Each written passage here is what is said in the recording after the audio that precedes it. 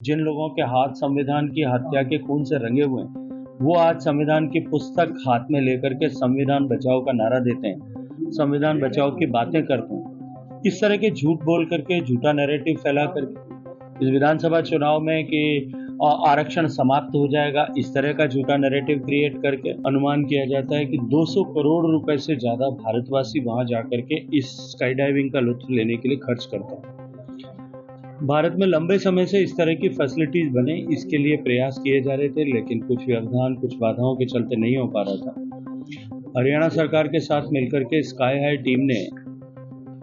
यह फैसिलिटी भारत में शुरू की। कल का दिन विशेष रूप से स्काई डाइविंग की दुनिया में इस इकोसिस्टम में बहुत बड़ा दिन था। कल भाजपा की कार्य समिति में आपने ये भी कहा कि कांग्रेस जो है झूठा नैरेटिव फैला रही है, भ्रष्टाचार जैसे मुद्दों पर बेवजह। देखिए, कांग्रेस ने जिस तरह से झूठ बोलने का काम किया, वो कांग्रेस पार्टी जिसने संविधान की हत्या की, जिसने 1975 में संविधान आपातकाल लगाकर संविधान को कुचलने का काम किया, संवैधानिक संस्थाओं को दबाने कुचलने का काम किया, संवैधानिक संस्थाओं का चीरहरण किया,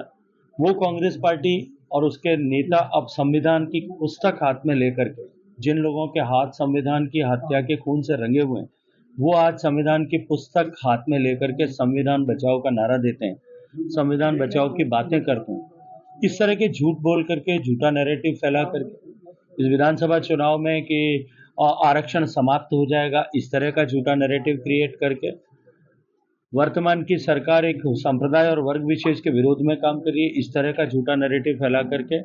सबका साथ, सबका विकास, सबका विश्वास, सबका प्रयास, इस संकल्प के साथ में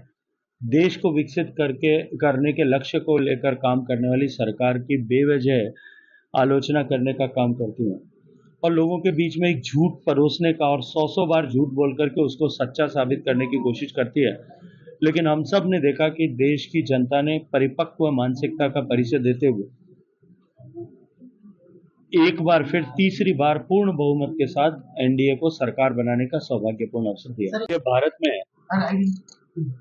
अनेक भारत के लोग हजारों की संख्या में हर साल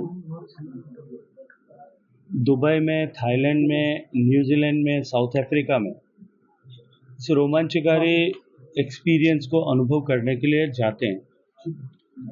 हजारों की संख्या में भारत के सैलानी जो है जब इसके लिए वहां जाते हैं, लगभग ऐसा